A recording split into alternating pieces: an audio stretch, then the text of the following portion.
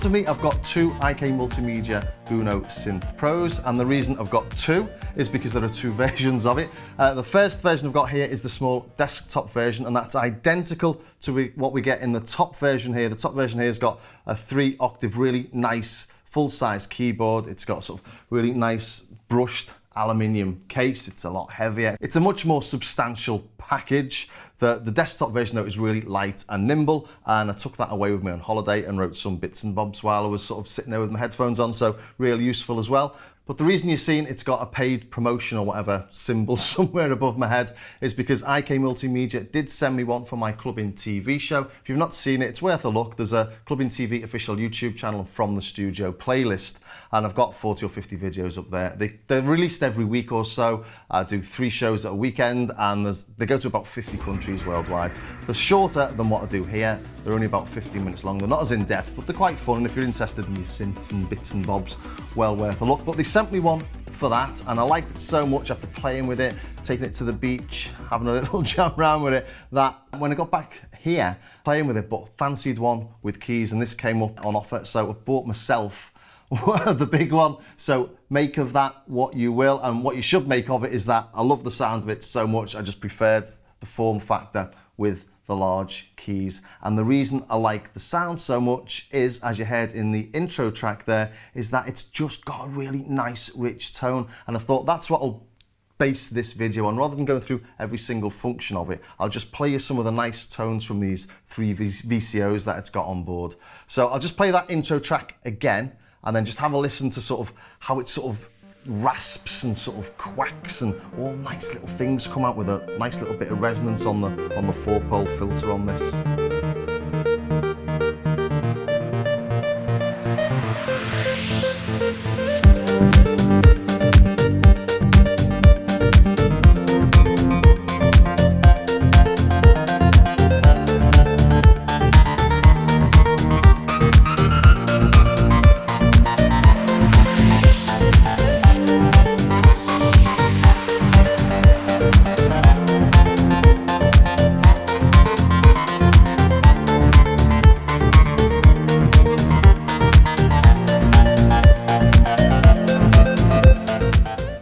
So yeah, there's some lovely, lovely little growls in that. I've pulled up the same lead sound here.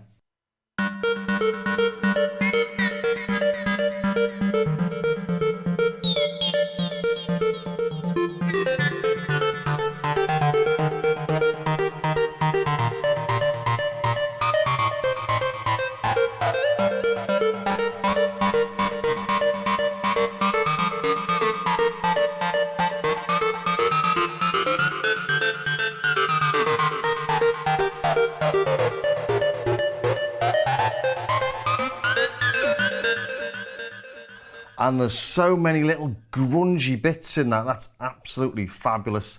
That sounds like an analog synth, and it is. so no surprises there then. So that's my big ARP sound. Got a pad in there as well.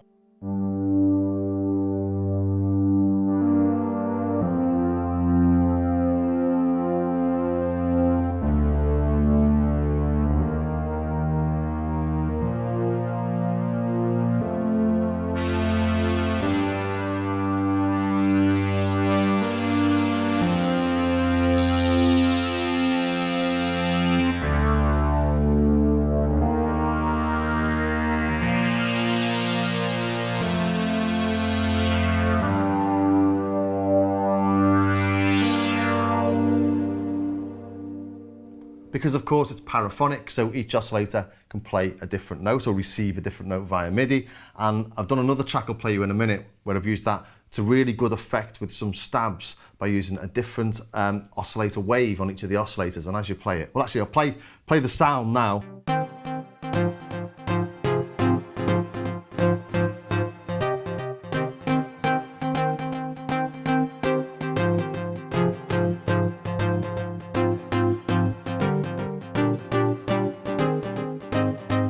And that's quite nice because playing the chords, depending on which key you hit first, changes the oscillator that's playing it.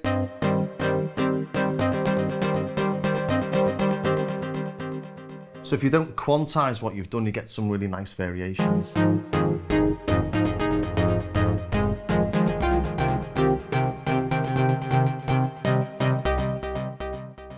Just gives things a little bit of ear candy, quite a nice effect, but I'll play that tune later anyway. So let's go back to the raw sounds of it then, because that's what I really want to look at.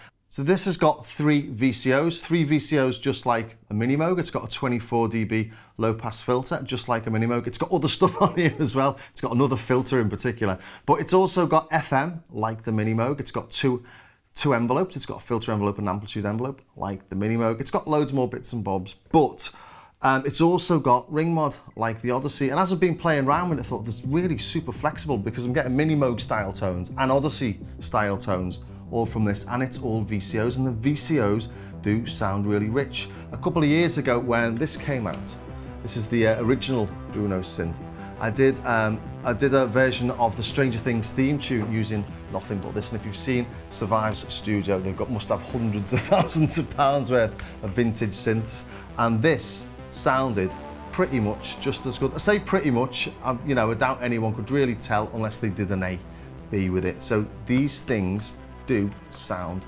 lovely. So let's dig in and have a little listen to some of the raw sounds, shall we?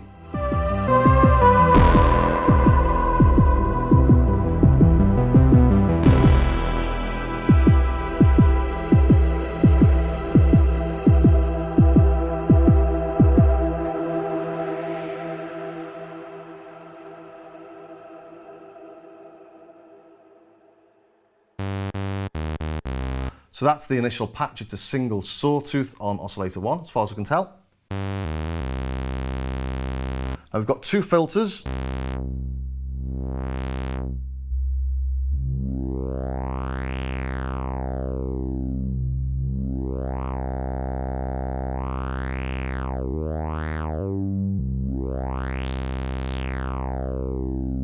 And that's filter 1, it's 12 dB, you can have it as low pass or high pass, and you can invert the phase. And why would you want to invert the phase? Well, we've got filter 2 as well, and filter 2 is low pass, 12 dB or 24 dB, and you can have it in parallel or serial, and you can bypass either of them, so you can just listen to one of them on its own. But what that means is that we can have a band pass if we put them in serial, we can have a notch if we put them in parallel.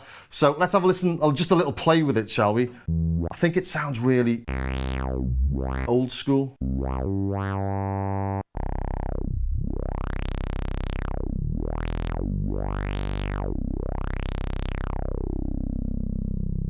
Let's put it into high pass mode. So we're on filter, go to mode, we can change this into. So this is the out of phase, but doesn't do anything when you've got nothing else to invert it against, as it were.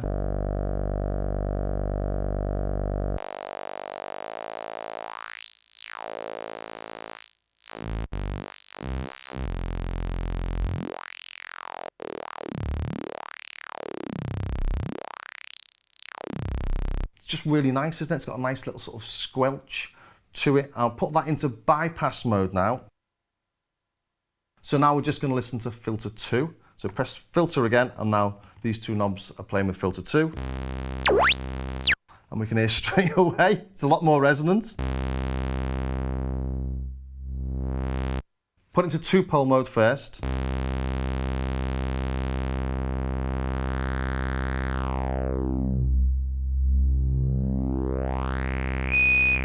Watch your ears now.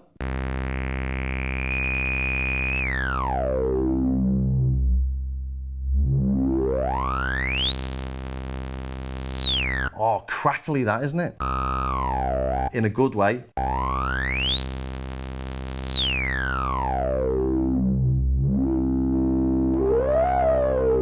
If you weren't looking at this interface, you'd really feel like you were with some big old mad analog thing. It's really got that sort of nastiness about it. Now we've got the 4-pole.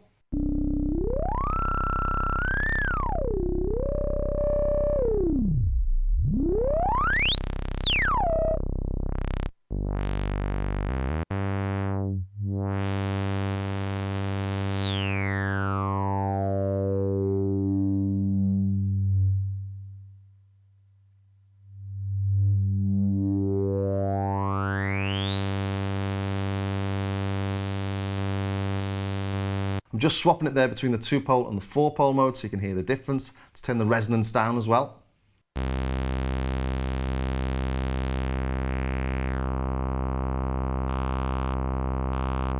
And you can hear the 4-pole mode knocks off a lot more of the high frequencies, as it should. What else have we got? We've got parallel modes, and then we can bypass it in series, and we can bypass it in parallel as well. If you bypass it in series, you knock it out completely. If you bypass it in parallel, you get this unfiltered signal from filter 2 mixed or blended with the filtered signal from filter 1. So let's do that. So filter 1.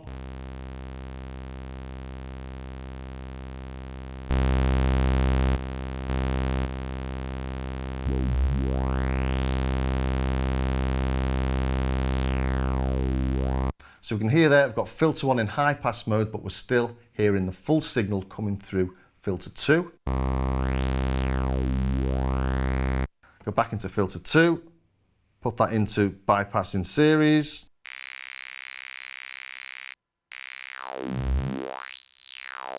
And now we're just hearing what filter 1 is doing. So if they're in series, let's bring in filter 2 in a low pass.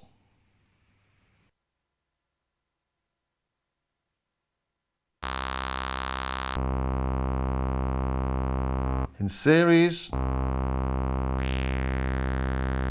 we end up with a band pass because we've got a high pass and a low pass, and depending on where you've set them, you'll end up with nothing or a band pass signal.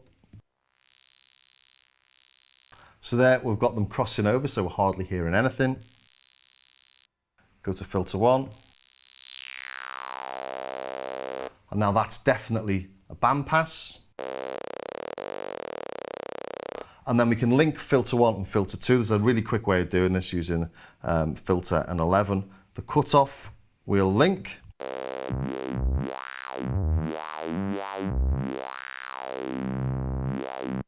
So there we get a nice band pass.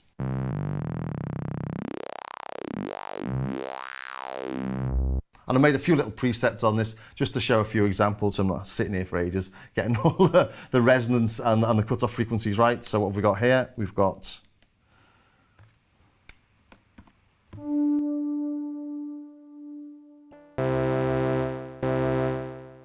so here's a notch.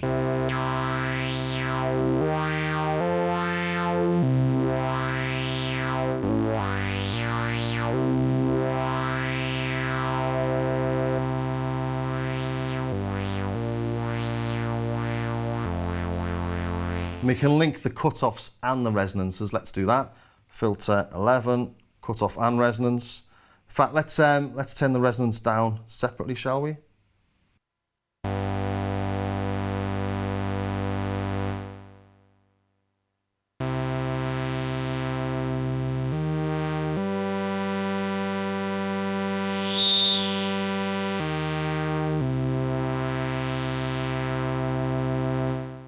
Now just play with them independently.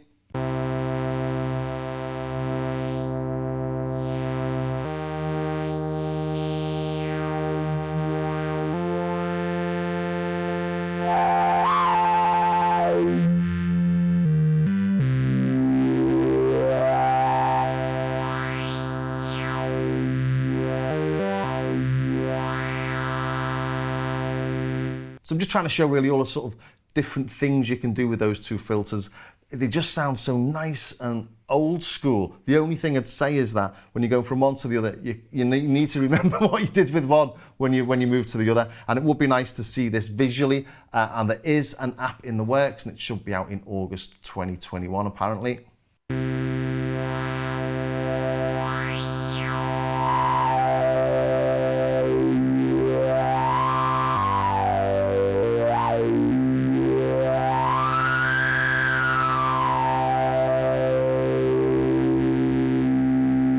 Let's invert the phase of filter 1 then, just to see what it does. Go into the mode.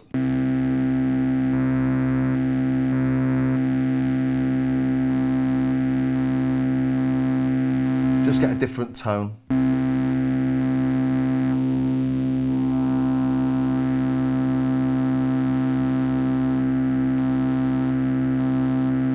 And that's just cancelling out different frequencies as you invert it. So as I say, just nice range of tones.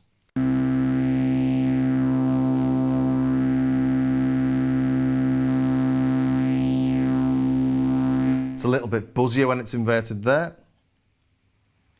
Let's go to low pass.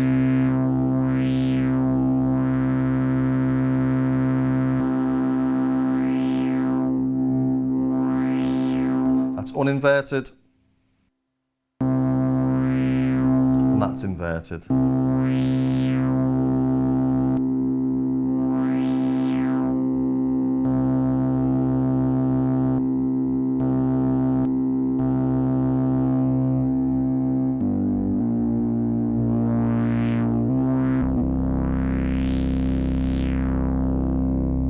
I don't know about you, but I could do that for hours. I really, really like the tone of it. I know I'm going on about that, but when you look at it, it looks like a modern synth. But when you listen to it, it sounds like an old one. It's really weird, actually, but really nice.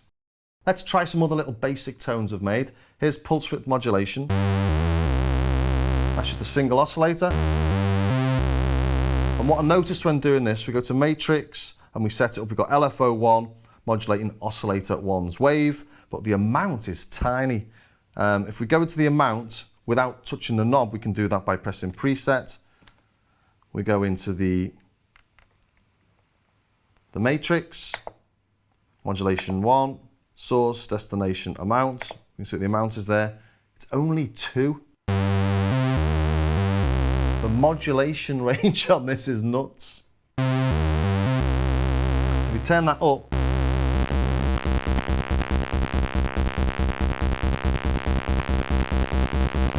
it just goes way beyond what you need for PWM. And then we can invert if we go anti-clockwise.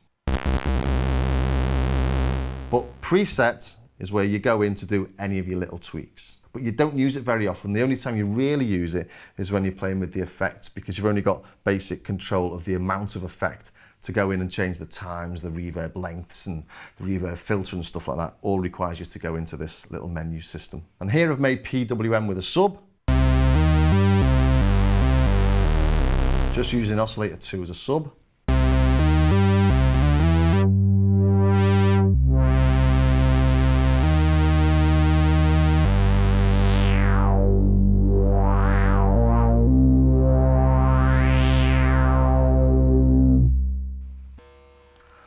This is simply just 2 saws detuned.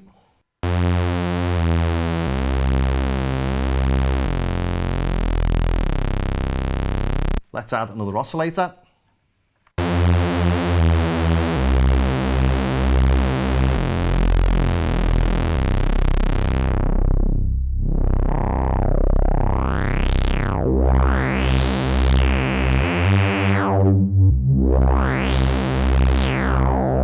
Let's tune them differently, shall we? Let's go into oscillator tune, oscillator 2.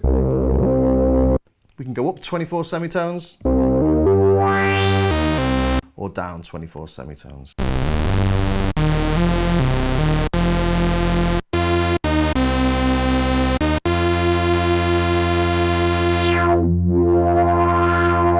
Gritty, isn't it? Every time I do something, I seem to get some really nice little barks out of it. Should really be playing with that one, as it's an easy keyboard to play with, but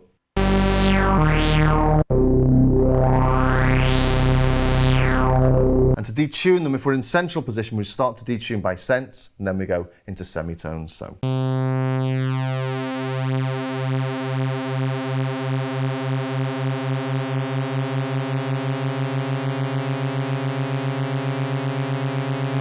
now we're 1 semitone.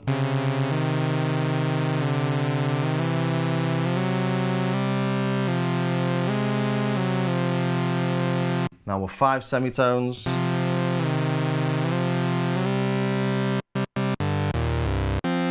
So now we're 7 semitones, we're a 5th, and if we want to slightly detune that, we just detune oscillator 1 a little bit.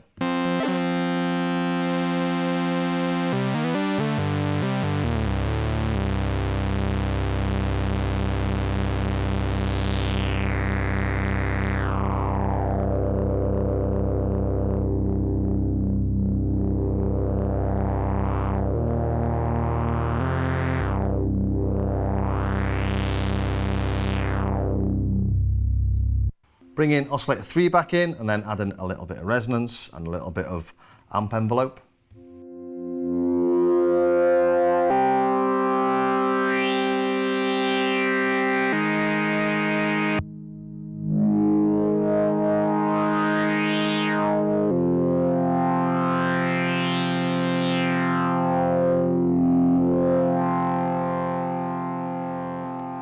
All very, very nice, isn't it?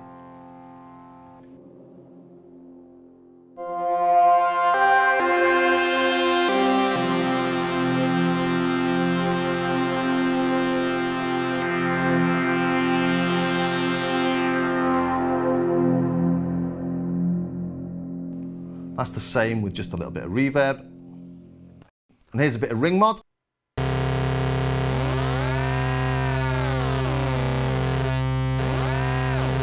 You can really hear what I mean about those old school tones, can't you?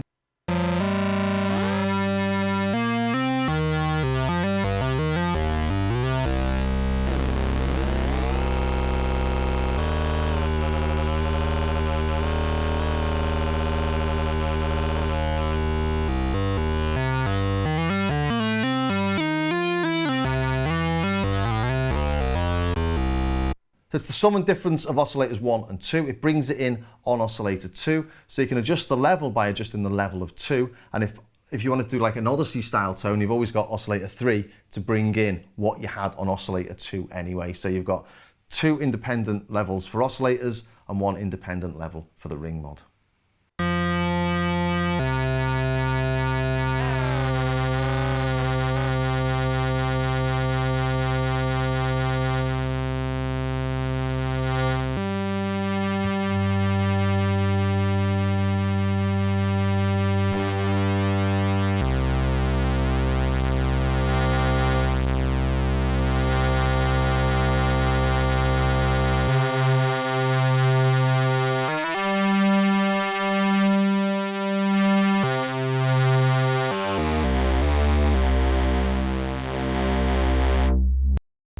Let's take a listen to a little bit of FM then.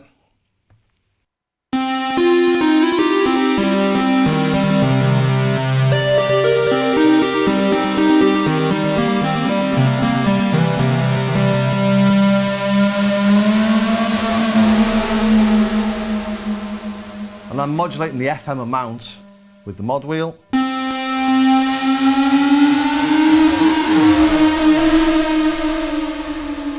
Is actually a reason why I'm using it on the little one and not the big one. And these are all the tones I made on the little one, why I decided to buy the big one, but I can't get them off the little one onto the big one yet because you can't dump it onto your computer. You can do that with the app when the app comes out in a couple of weeks apparently. I did ask them about this because I wanted to show this demo using this keyboard. Obviously it's easier to use the big keys, but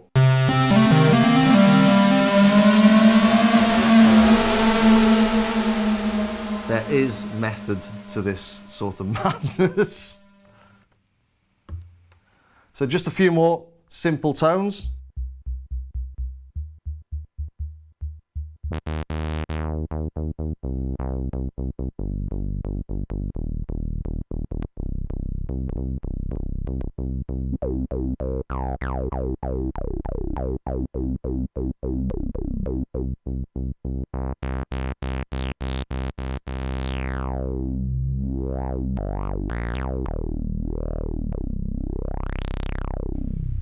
And I'm playing that, it was used as the bass line to that intro track. What else have I got in here? Oh, a Daft Punk style sync tone.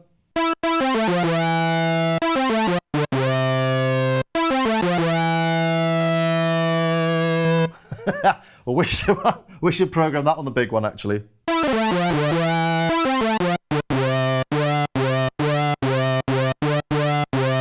And you'll notice there you can leave the mod wheel held, or the mod wheel strip, or whatever you want to call it. So you can use it exactly like you'd use it on a Mini Moog.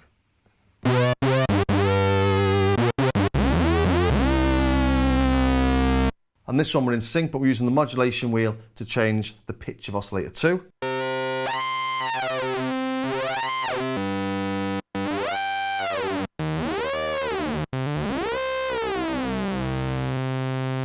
So you can do all that till the cows come home. You've got sync of oscillator 2 with oscillator 1, sync of oscillator 3 with oscillator 1, and sync of oscillator 2 and 3 with oscillator 1. And I was trying to make some tones where oscillator 2 and 3 were modulating slightly differently and doing something nice. I just sort of ran out of time. And as you see me flick through these presets here, you've got 16 pages, and each of the pages have got 16 presets in it, or room for 16 presets. It comes half loaded, so I think there's 128 presets in there and 128 empty slots, but you can wipe over what you like. So here I've put them on my page 9. These are the ones I've made for this demo. Go to Alt and 10, I'm now on page 10. Whoops, come out of alternate mode, and then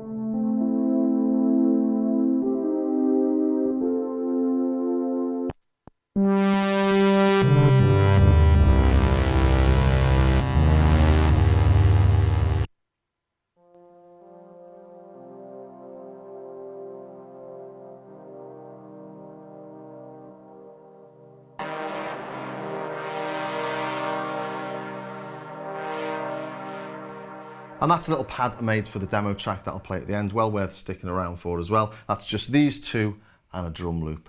Okay, next thing I think we should take a quick look at is the effects.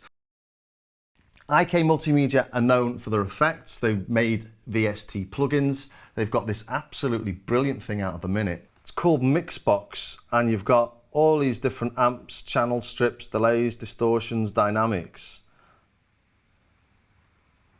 Quite fabulous actually. And I might show this in a later video, but I've been playing around with this as well, it's brilliant. And it just reminds me of how good IK Multimedia's effects are, and they're in here. So we've got a lovely, lovely drive circuit to start with.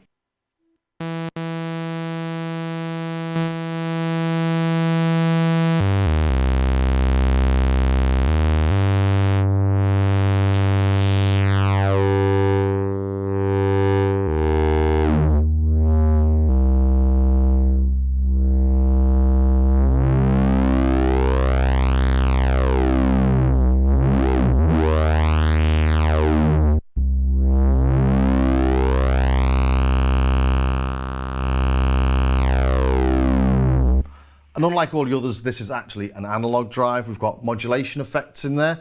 Go to preset, press it twice, come down to the effects. Modulation, we've got a chorus, a phaser and a flanger. So on the chorus, we've got synth 1, synth 2 and string, and synth 1 and synth 2 I think are Juno style choruses. Going to the delays, we've got ping pong, left, center and right, a doublet, stereo, mono. It's not the longest of reverbs. It's not the longest of delays. If we go into mono, take sync off, time,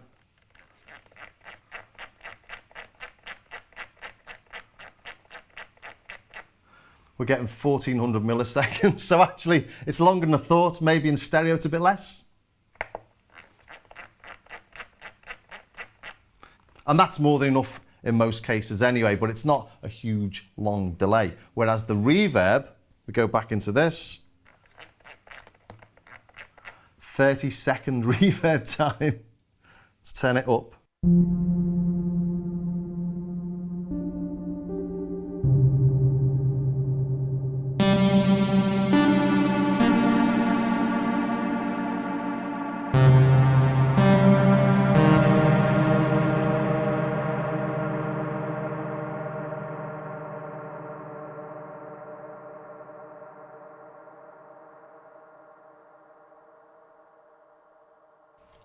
And that was only half size. Let's turn it to 100%.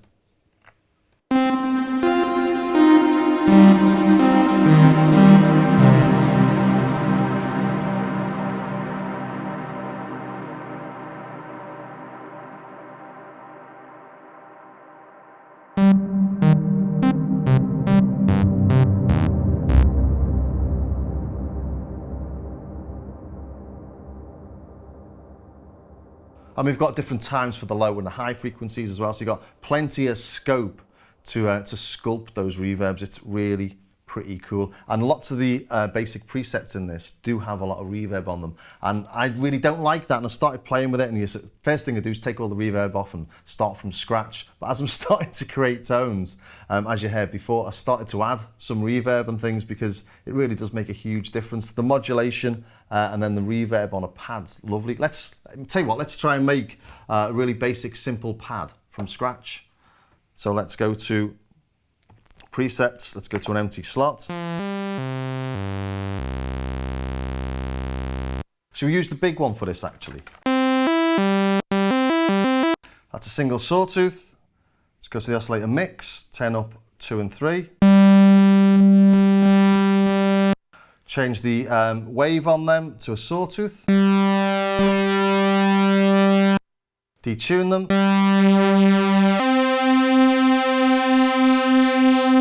And we've got to put in paraphonic mode, voice, legato, paraphonic.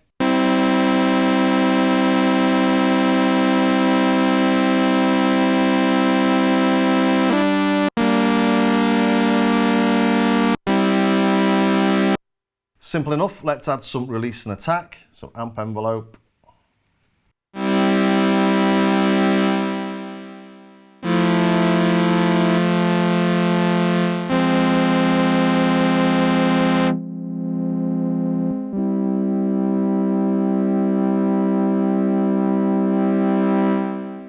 Let's add a little bit of filter envelope, shall we, as well then? Let's go to filter 2. Well, filter envelope amount 2. Let's add some attack on the envelope.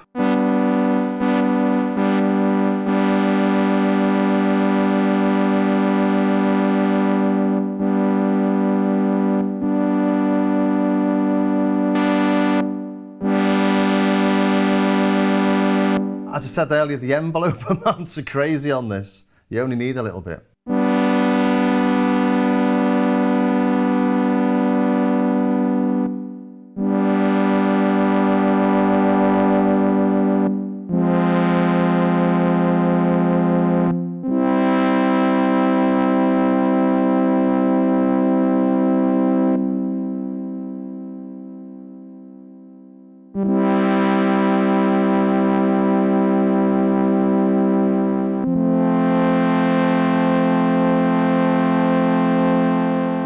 Let's put filter 1 into high pass mode.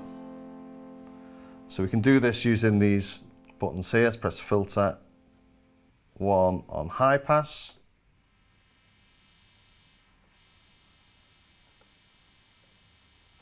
And now we have got them crossing over in series. So we go to filter 2 and change that to low pass series, low pass parallel.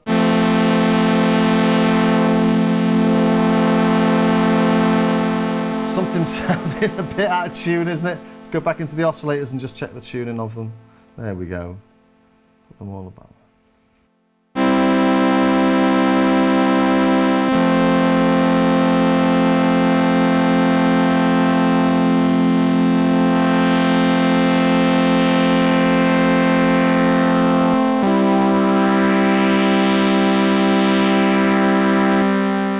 Let's change the filter mode of filter 2. Put it in series.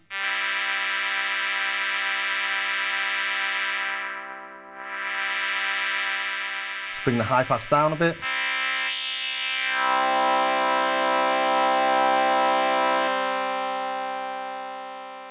Let's link the two cutoffs now. So filter and 11.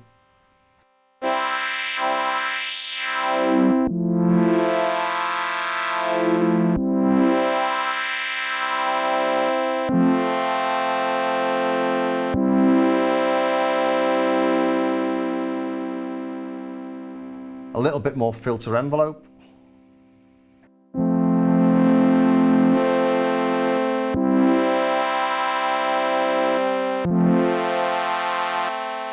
And we've got this spacing amount here as well, and that changes the spacing between filter 1 and filter 2, so you can do nice little effects with that. You've got something like that on the Voyager.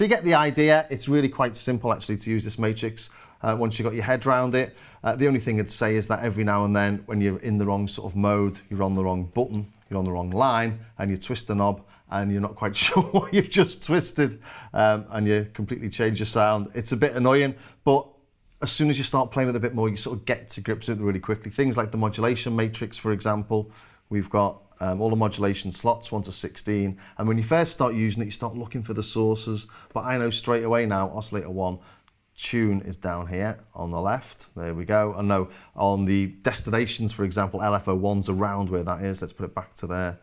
Oh, there's LFO2, LFO1. So, you know, I sort of know where things are now after playing with it for a couple of weeks.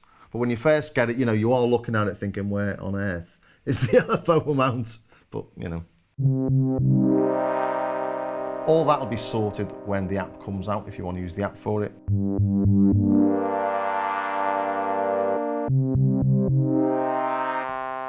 It's quite a nice effect, isn't it?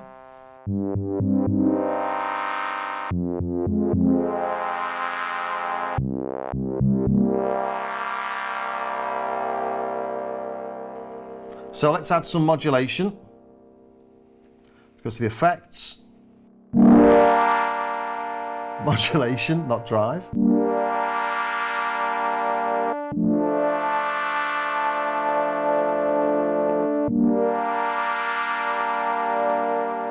Now let's check what that is. I think that's the chorus. Yeah, it's on chorus synth 1, so I think that's UNO button 1 chorus. Try button 2.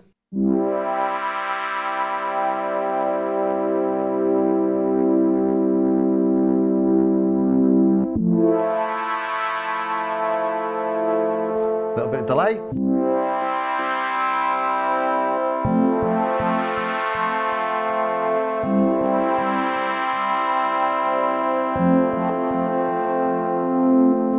Now some of that beautiful reverb.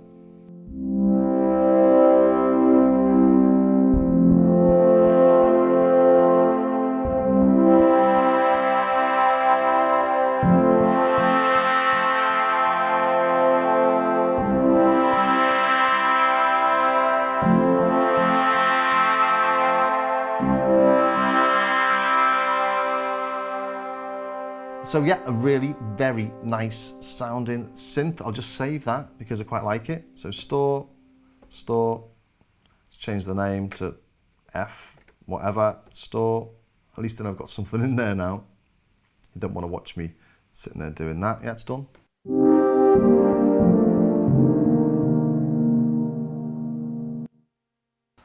So, you know, really nice sounding synth. What are my final thoughts?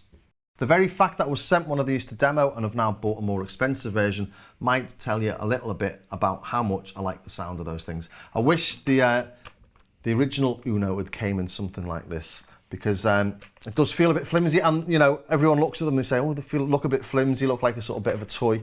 But everyone that's demoed them, I think, has said how great the sounds are, and it's exactly the same on this.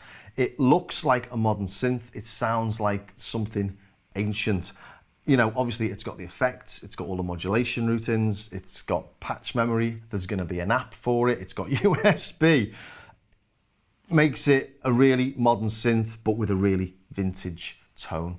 So when the app comes out, it will add a lot more functionality to it as well. But yeah, I really like this thing. Obviously, I think this sounds absolutely marvelous. The matrix style of program is a bit of a pain. Sometimes you do lose where you are. Once you get used to it and you've played with it for a few weeks, you really do feel your way around it a lot more easily. I think the most complex bit of it actually is the cutoff and the resonance on the two filters, and not knowing what sort of filter you're using. Again, the app will help. You'll have some visual feedback. It would have been nice to have another cutoff and another resonance so you could see where they were physically with the little red lines.